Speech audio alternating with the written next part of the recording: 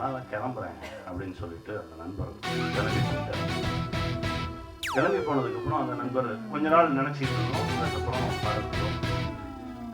கிட்டத்தட்ட ஒரு 18 ஆண்டுகள் இப்போ ஒரு கோவிட். ஏன்னா அவனால் போகவே முடியாது. எல்லாத்தையும் அப்படியே வெட்டிட்டு கிளம்புனாரு.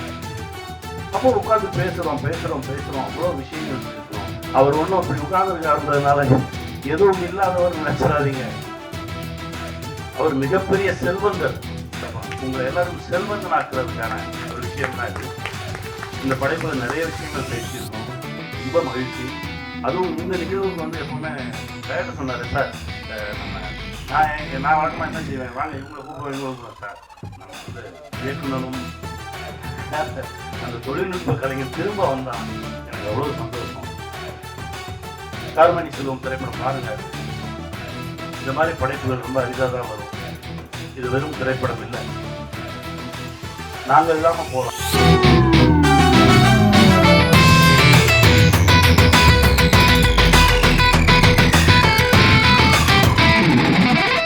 சொல்லுவேன், என் நண்பன் ஸ்ரீராம் மூலமாக என்கிட்ட வந்துச்சு இந்த ஸ்கிரிப்ட். ஒரு கதையை படிக்கும் போதே தெரிஞ்சிடலாம் அந்த கதையை எழுதினவரோட மனநிலை என்னன்னு தெரியும். அந்த மனசு தான் ராம் சக்கரியை என்கிட்ட கொண்டு வந்துச்சு. ரொம்ப சந்தோஷமா இருந்தது. இதுதானே சொல்ல நினைக்கிறீங்க, வாங்க சேர்ந்து சொல்லுவோம் அப்படின்னு சொல்லி ஆரம்பித்தோம் இந்த பயணம்.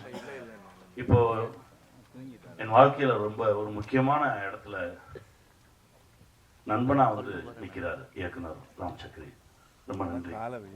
நான் இந்த மாதிரி மனுஷங்களை பார்க்கறது ரொம்ப அரிது. இவங்களை எல்லாம் பத்திரமா பாதுகாத்து வச்சுக்கணும். ஏன்னா நிறைய உண்மையோடையும் நிறைய எளிமையோடையும் நம்மளால அந்த சமூகத்துக்கு ஏதாவது ஒரு பங்கு இருந்துடணும், எல்லாரும் நல்லா இருக்கணும் அப்படின்னு நினைக்கிறவங்க ரொம்ப குறைவு. அப்படி இருக்கிறவங்களால தான் அந்த உலகமே இயங்குதுன்னு நான் நினைக்கிறேன். நன்றி சார், நன்றி. வாழ்க. இந்த படத்தில் என்னோட நடித்த எல்லாருமே, ஏன்னா அவர் வந்து எப்படின்னா எனக்கு அவருக்கு எப்படி சிங்க் ஆச்சு நான் நினைக்கிறேன் அப்படின்னா, நான் எதையுமே யோசிக்கவே மாட்டேன். நான் டக்குன்னு முன்னாடி கால் எடுத்து வச்சிருவேன். ஆனால் அவர் நிறைய யோசிப்பார். எனக்கு அவர் அப்படியே ஆப்போசிட். அவர் இந்த படத்தில் ஒருத்தர் செலக்ட் பண்ணியிருக்காங்க அப்படின்னா அவ்வளவு ஆழமாக யோசிச்சு அதுக்கு ஒரு 4 ஆப்ஷன் பார்த்து அதில் ஒரு ஆப்ஷனை கண்டுபிடிச்சு ரொம்ப கிளீனாக கொண்டு வந்து நிறுத்தியிருப்பார். அதனால தான் அந்த படத்தில் அவ்வளோ பேரும் அவ்வளோ அழகாக நடிச்சிருந்தாங்க. எல்லோருக்கும் என்னுடைய மனமார்ந்த நன்றி, வாழ்த்துக்கள். மோதனம் சார், நீங்கள் சொன்னது முதல்ல புரிஞ்சது. அப்புறம் எதையோ ஆண்களை தூக்கிட்டு பெண்களை குறைச்சிட்டோம்ன்ற பதட்டத்தில் வேற ஒன்று சொல்லி மொத்தத்தையும் எனக்கு என்ன சொன்னீங்கன்னு கடைசி சரி ஏதோ சொல்லியாச்சு. ஆனால் அவங்க மனசு புரிஞ்சது. வாழ்த்துக்கள். எல்லோருக்கும் என்னுடைய மனமார்ந்த நன்றி. என் தம்பி கேமராமேன் ஒருத்தர் நமக்கு ரொம்ப பிடிச்சாதான் அவங்கள பார்த்து சத்தம் போடுவோம். முதல் நாளோ 2வது நாளோ சத்தம் போட்டேன். நான் மனசு கேட்கல. திரும்ப கேரன் கூப்பிட்டு அந்த தோளை கை போட்டு ரொம்ப நல்லா வர வேண்டியவன்டா, என்னமோ ஒன்று நடக்குது, அது சரி பண்ணிக்கோ அப்படின்னு சொல்லி ஒரு 5 நிமிஷம் பேசினேன். அதற்கு பிறகு ரொம்ப ரொம்ப சரியா போச்சு. கடைசி நான் படம் பார்த்தோன்னே ரொம்ப வியந்துட்டேன். படம் பார்த்தோன்னே அந்த லென்ஸின் சென்ஸ், அது எங்கள் டைரக்டர் அடிக்கடி சொல்லுவார், எந்த இடத்துல எந்த லென்ஸை பயன்படுத்தணுன்றது ஒரு கேமராமேனுக்கு தான்டா தெரியும், அவன் தான் சரியான கேமராமேன் அப்படின்னு சொல்லுவார். ரொம்ப அழகாக பயன்படுத்தியிருந்தார். நான் படம் பார்த்த உடனே முதல்ல கூப்பிட்டேன், வாழ்க, இன்னும் பெரிய இடம் இருக்குது உனக்கு சினிமாவில், வாழ்த்துக்கள். டெக்னீஷியன்ஸ் எல்லாருமே, சங்கர் சூப்பராக பண்ணார். நான் அந்த படம் ஷூட்டிங் போயிட்டு இருக்கும்போது நான் ஸ்கூல் பஸ்ஸுக்காக ஒரு 4-5 பஸ்ஸை வச்சு ஒரு ஆக்சிடென்ட் சீக்வன்ஸ் எடுக்க போகிறேன்டா தம்பி, இது எப்படி எனக்கு டிசைன் பண்ணணும்னு தெரியல அப்படின்னு சொல்லி கேட்டுட்டு இருக்கும்போது எனக்காக போய் 4 பஸ் வாங்கிட்டு வந்து கொடுத்தேன். பஸ்ஸுனா இந்த பஸ், குட்டி பஸ் வாங்கிட்டு வந்து கொடுத்து இதை வச்சு பண்ணுங்கண்ணே, இப்படி பண்ணுங்கண்ணேன்னு சொல்லி எனக்கு கொடுத்தான். அந்த மாதிரி ஒரு அற்புதமான ஒரு உழைப்பாளி. இது பண்ணுவோமா அது பண்ணுவோமா அப்படி இப்படின்னு தேடிக்கிட்டே இருக்கக்கூடிய ஒரு உழைப்பாளி மியூசிக் டைரக்டர் சார். உங்களுடைய மனசு ரொம்ப பெரிய மனசு சார். நான் தான் கேட்டேன், என்னங்க அப்படின்னா, இல்லை என் பேர் போட வேண்டாம், கம்பெனி பேர் போடுவோம், இதில் என் உழைப்பு மட்டும் இல்லையே, இதில் கிட்டத்தட்ட 100கணக்கான பேரோட உழைப்பு இருக்கு, இது எல்லாருக்கும் பொதுவானது, இதில் கிடைக்கிற விஷயத்தெல்லாம் எல்லாருக்கும் கொடுப்போம் அப்படின்ற ஒரு மனசு இருக்குல்ல, அந்த மனசுக்கு வேற ஒரு தளம் கிடைக்கும் சார். உங்களுக்கு வாழ்த்துக்கள். அப்புறம் எடிட்டர் சார் உங்களுக்கு நேற்று ஐயா படம் பார்த்துட்டு ரொம்ப நேரம் சொல்லிகிட்டே இருந்தார், யார் எடிட்டர் உங்களை பற்றி ரொம்ப நேரம் பேசிகிட்டே இருந்தார். அப்புறம் மாஸ்டர் நான் என்னமோ பெரிய பிரேக் டான்ஸ் ஆடுற மாதிரி பேசுகிறீங்க, ஏதோ ஆட்டோன்ற பேரில் என்னமோ ஒன்று பண்ணிட்டு இருந்தேன், அது வந்து சேர்ந்துருச்சு.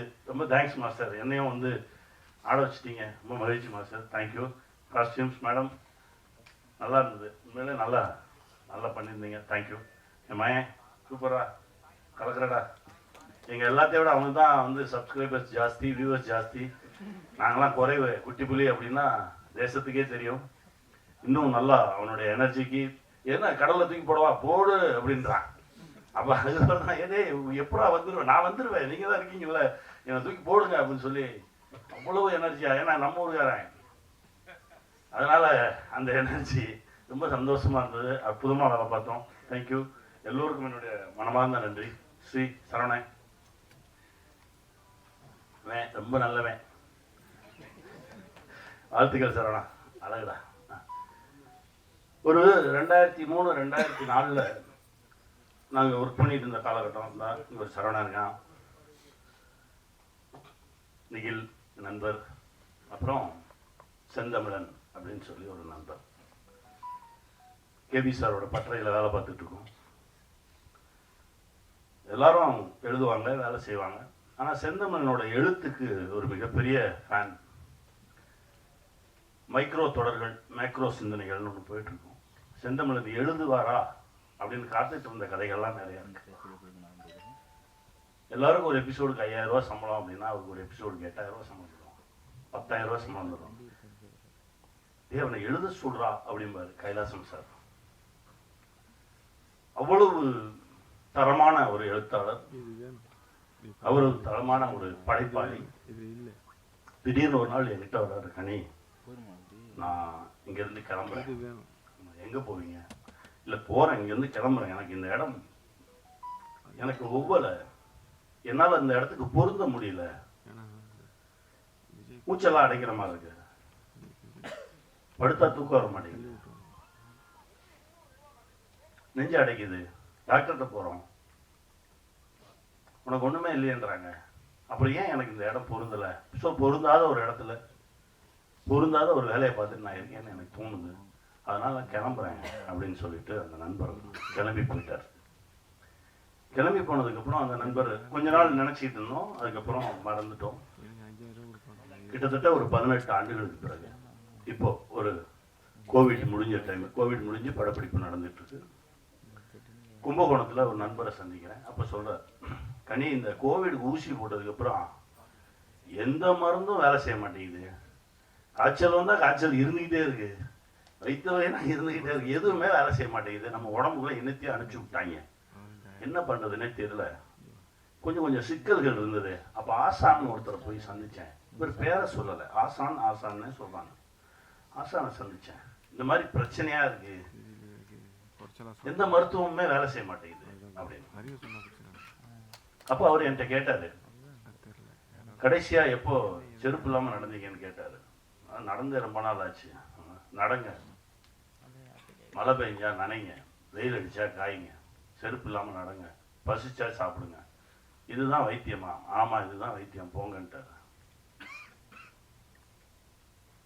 இந்த பிரபஞ்சத்தோடு நீ தொடர்பில் இரு, பிரபஞ்சம் உன்னை காக்கும் அப்படின்னு சொல்லி அனுப்பிச்சிட்டாரு. ஒரு 6 மாசம் ஆச்சு. நான் அதை தொடர்ந்து செய்கிறேன். ஒரு 6 மாசம் கழிச்சு பார்த்தா என் உடம்புல இருந்த பிரச்சனைகள்லாம் கொஞ்சம் கொஞ்சமாக குறைய ஆரம்பிச்சுது. அதுல இருந்து நான் அவரை அடிக்கடி பார்க்க ஆரம்பிக்கிறேன், பேச ஆரம்பிக்கிறேன். அவரோடு இருந்தாலே எனக்கு ரொம்ப பாதுகாப்பாக இருக்க மாதிரி இருக்கு. எனக்கு ரொம்ப ஆச்சரியமா இருந்தது. நான் உடனே அவரை பார்க்கணும், ஏன்னா நாளைக்கு எனக்கு படப்பிடிப்பு முடியுது, நான் இங்கேருந்து கிளம்பி போகும்போது எப்படியும் தஞ்சாவூர் வழியாக தானே போகணும், நான் அவரை பார்க்கணும். நீங்க கேளுங்க, அவர் எங்கிட்ட சொன்னது நைட்டு ஒரு 9:45 10 மணி. நீ கேளுங்க, நான் நாளைக்கு கிளம்பி போகும்போது பார்த்துட்டு போயிடுறேன். இல்லை இப்போல்லாம் ஃபோன் பண்ண முடியாது, அவரோட நான் நேரடியாலாம் தொடர்பு கொள்ள முடியாது, அங்கே யாராவது இருப்பாங்க, அவங்கள்ட்ட தான் பேசணும், நான் காலையில் பேசிட்டு சொல்கிறேன். காலையில் 6 மணிக்கு அவரை எனக்கு அடிக்கிறாரு. அவர் உங்கள் ஃப்ரெண்டாம்பா அப்படின்னாரு. ஏன் ஃப்ரெண்டா, என்ன சொல்கிறீங்க அப்படின்னு. இல்லை உங்களை வரும்போது வந்து பார்த்துட்டு போக சொன்னார், அப்பவும் பேர சொல்ல. எனக்கு யார் நம்ம நண்பர் யாரு அப்படின்னு சொல்லிட்டு நான் கிளம்பி போகிறேன். கிளம்பி போனால் என் நண்பனை பார்க்குறேன். 18 வருஷம் கழிச்சு முதல் வார்த்தை என்னை பார்க்க வர்றதுக்கு இவ்வளவு நாள் ஆச்சா உனக்கு அப்படின்னு. போகும்போது ஃபுல்லா பொட்ட காடா இருக்கு, கருவேல முள்ளுமா பொட்ட காடுமா இருக்கு. ஆனால் ஒரு 7-8 ஏக்கர் மட்டும் ஒரு வனமா இருக்கு. அங்க எல்லா பறவைகளும் இருக்கு, எல்லா விலங்குகளும் இருக்கு, ஆடு மாடு இருக்கு, கோழி இருக்கு, அற்புதமான மனுஷங்க இருக்காங்க. என் நண்பன் அப்படியே கட்டி தழுவிட்டு கொஞ்ச நேரம் நின்று, என்ன அது என்ன பண்ணிட்டு இருக்கீங்க அப்படின்னா, அதுக்கப்புறம் தான் எனக்கு பல விஷயங்கள் தெரிய வருது. கிட்டத்தட்ட ஒரு 62 புத்தகங்கள் எழுதியிருக்கிறாரு. இதையெல்லாம் தாண்டி அந்த ஊர் திரும்பங்கள் அப்படின்ற ஒரு விஷயம், உனக்கு ஒவ்வாத இடத்துல நீ இருக்காத, உனக்கு ஒரு இடம் பொருந்தும், நீ அந்த இடத்துல இருந்தா சந்தோஷமா இருப்ப, உன் மனசு நல்லா இருக்கும், உடம்பு நல்லா இருக்கும், நீ கடன் இல்லாம இருப்ப, பிரச்சனைகள் இல்லாம இருப்ப, அந்த இடத்த தேடி போயிரு. பல பேர் நம்ம பார்த்துருக்கோம் தெரியுமா, ஒரு 2 வருஷம் நான் அந்த கஷ்டப்பட்டு இந்த வேலையை பார்ப்பேன், அதுக்கப்புறம் எனக்கு பிடிச்ச மாதிரி ஒரு வேலையை பார்ப்பேன்னு சொல்லுவாங்க. 2 வருஷம் கழிச்சு கேட்டாலும் அதே தான் சொல்லுவான், 20 வருஷம் கழிச்சு கேட்டாலும் அதே தான் சொல்லுவான். ஏன்னா அவனால போகவே முடியாது, எல்லாத்தையும் அப்படியே வெட்டிட்டு கிளம்புனாரு. அப்போ உட்காந்து பேசுறோம், அவ்வளவு விஷயங்கள் பேசுறோம். அவர் ஒன்றும் இப்படி உட்கார்ந்துருக்காருன்றதுனால எதுவும் இல்லாதவர் நினைச்சிடாதீங்க, அவர் மிகப்பெரிய செல்வந்தர். ஏன்னா அதை தான் நான் உங்களுக்கு சொல்லணும். ஏன்னா விட்டுட்டு போ அப்படின்னா போய் சும்மா உட்காந்துருக்க சொல்றானோன்னு மட்டும் நினைச்சிடாதீங்க. பிடிச்ச வேலையை செய்யும் போது பல விஷயங்கள் நம்மளை தேடி ஒரு மிகப்பெரிய செல்வந்தர். ஆடு மாடுகள், சொந்தங்கள், ஆயிரக்கணக்கான சொந்தங்கள். அவர் சொன்னதை கேட்டு அவரை மாதிரியே இருக்கக்கூடிய மனிதர்கள் பல பேர் மிகப்பெரிய வேலைகள் இருந்தவங்களாம் நமக்கு பிடிக்காத ஒரு வேலையை செஞ்சுட்டு இருக்கோம், பிடிச்ச மாதிரி இருப்போம், சந்தோஷமா இருப்போம், வாழ்ற வாழ்க்கையை மகிழ்ச்சியா வாழ்வோம்னு சொல்லி திரும்பி வந்தவங்க தமிழ்நாடு பூரா அங்கங்க இருக்காங்க, தேசம் முழுவதும் இருக்காங்க. அவர்கள் எல்லோரும் செல்வந்தர்களாத்தான் இருக்காங்க. காலையில் ஜிம்முக்கு போயிருந்தேன், ஒருத்தர் வந்து சொன்னாரு, சார் நம்ம பிரைம் மினிஸ்டர் அடுத்த லாக்டவுனுக்கு ரெடி ஆகிக்குங்கன்னு சொன்னாரு, கவனிச்சிங்களா அப்படின்னாரு. ஆமா சொல்லுவாரு, என்ன செய்ய தயாராக சார், என்ன சார் செய்யறது? எனக்கு ஒரு சந்தோஷம், ஏன்னா எங்க கிட்ட நல்ல குடிநீர் இருக்கு, நல்ல காற்று இருக்கு, நல்ல உணவு இருக்கு. ஏன்னா நாங்க எல்லாருமே இந்த மாதிரி விஷயத்தை எதிர்நோக்காமல் தற்சார்பு வாழ்க்கைக்கு வந்தவர்கள். இந்த ஊர் திரும்பினவங்க எல்லாருமே தேசம் முழுவதும் இருக்காங்க. அதனாலதான் சொன்ன, முடிஞ்ச வரைக்கும் அடுத்தவர்களோடு நமக்கு இவங்களாலதான் நம்ம லைஃப், இவங்களை வச்சுதான் நம்ம சாப்பிடணும் அப்படின்ற ஒரு நிலையை கொஞ்சம் கொஞ்சமா குறைச்சிக்கிட்டு வந்து நம்ம தற்சார்புக்குள்ள வந்துட்டோம் அப்படின்னா நம்ம தான் இந்த உலகின் ஆகச்சிறந்த செல்வந்தன், நம்ம இந்த உலகின் மிக சந்தோஷமானவன். இதை நிரூபிப்பதுதான் இந்த, இதை சொல்ல வந்ததுதான் இந்த படைப்பு. இந்த படம் ஷூட்டிங்ல இருக்கும்போது, துபாயில இருக்கும்போது ரொம்ப எமோஷனலா ஒரு சீன் போயிட்டு இருக்கும்போது நான் எங்க இயக்குனர்கிட்ட இதுதானே சொல்ல வரீங்க அப்படின்னு சொல்லி ஐயா பேசின ஒரு ஆடியோ போட்டேன். அவர் அப்படியே எந்திரிச்சு, எனக்கு ஊருக்கு போனோடனே நான் அவரை பார்க்கணும் அப்படின்னாரு. கை பிடிச்சி வாங்க கூட்டிட்டு போனேன். அதாவது காரைக்கால் அம்மையார் எழுதிய பாடல்கள், இறைவனை நோக்கி காரைக்கால் அம்மையார் எழுதிய பாடல்களை இப்போ நம்ம இஷ்டத்துக்கு டியூன் போட்டுக்கிறோம்ல, அது இல்லை. அவர்கள் என்ன மாத்திரையில் அதை டியூனா போட்டு இறைவனோடு தொடர்பு கொண்டார்கள் அப்படின்ற அந்த மாத்திரை அளவை வைத்து அப்படியே அந்த பாடல்களை இப்ப பாடிக்கிட்டு இருந்தாங்க. அந்த நிகழ்ச்சிக்கு நாங்க போனோம். அப்போ இயக்குனர் என்கிட்ட சொல்றாரு, எங்கேயோ ஒரு தேவலோகத்தில் இருக்கிற மாதிரி, ஏன்னா முழுக்க இரவு அந்த நிகழ்வு மட்டும் நடக்குது. 2 பேரும் அப்படியே ஒரு வேற ஒரு உலகத்துல அப்படியே மிதந்தோம். பேசிட்டே போலாம். என் நண்பனை இத்தனை ஆண்டுகளுக்கு அப்புறம் திரும்ப கண்டுபிடிச்சது, சந்திச்சது, இது கூட இறை அருள் தான் நான் நினைக்கிறேன். வந்தவொடனே சரவணனை பார்த்து கட்டி பிடிச்சி அவங்க மகிழ்ந்துக்கிட்டது அவ்வளவு சந்தோஷமா இருந்தது. ஊர் திரும்பி வந்துருங்க, உங்களுக்கு பிடிச்ச இடத்துல இருங்க, சந்தோஷமா இருங்க அப்படின்னா எல்லாத்தையும் உதவி விட்டு ஓடுறது கிடையாது. நம்ம இப்ப இருக்கிறத விட இன்னும் செல்வ செழிப்படும். அதாவது பணக்காரன் வேற, செல்வந்தன் வேற. பணக்காரன் பிரச்சனையோடய இருப்பான், செல்வந்தன் ரொம்ப மகிழ்ச்சியா இருப்பான். உங்களை எல்லாரும் செல்வந்தன் ஆக்குறதுக்கான ஒரு விஷயம் தான் இது. இந்த படைப்புல நிறைய விஷயங்கள் பேசியிருக்கோம், ரொம்ப மகிழ்ச்சி. அதுவும் இந்த நிகழ்வுக்கு வந்து எப்பவுமே டைரக்டர் சொன்னாரு, சார் நான் வழக்கமா என்ன செய்வேன், வாங்க இவங்களை கூப்பிடுவோம் சார், நம்ம வந்து செந்தமிழன் சார் கூப்பிடுவோம், அவர் வந்தா எனக்கு ரொம்ப மகிழ்ச்சி. நிறைய வேலைகள் இப்போ ஏதோ நடந்திருக்கு. நான் பேசும்போது இல்லை எனக்கு வர இயலாது அப்படின்ற மாதிரி தான் சொன்னாங்க. அதுக்கப்புறம் ராம் பேசினோடனே மனசு மாறி இருக்குது. அந்த வேலைக்கு பழுவெல்லாம் கொஞ்சம் தள்ளி வச்சுட்டு எங்களுக்காக வந்ததுக்கு ரொம்ப நன்றி. உங்களுடைய மனசு தான் அது. ரொம்ப சந்தோஷமா இருக்கு. நேற்று நீங்கள் படம் பார்த்துட்டு அந்த படத்தில் இருக்க அவ்வளோ விஷயங்கள் பேசுனீங்க. ரொம்ப சந்தோஷமா இருந்தது. உங்களுக்குள்ள இருந்த அந்த இயக்குனரும் அந்த தொழில்நுட்ப கலைஞன் திரும்ப வந்தா எனக்கு அவ்வளோ சந்தோஷம். கார்மணி செல்வம் திரைப்படம் பாருங்க. இந்த மாதிரி படைப்புகள் ரொம்ப அரிதாக தான் வரும். இது வெறும் திரைப்படம் இல்லை. நாங்கள் இல்லாம போகலாம், ஆனா அந்த படைப்பு இருக்கும், பேசிக்கிட்டே இருக்கும் உங்களோட. நிறைய சுமையை தூக்காதீங்க. இஎம்ஐன்ற பேர்ல நிறைய சுமையை தூக்கணும்னா நம்ம நடக்க கூட முடியாது. அந்த சுமையை கொஞ்சம் கொஞ்சமா இறக்கி விட்டுட்டு கைவீசி நடங்க, மகிழ்ச்சியாங்க. வாழ்வோம், வெல்வோம்.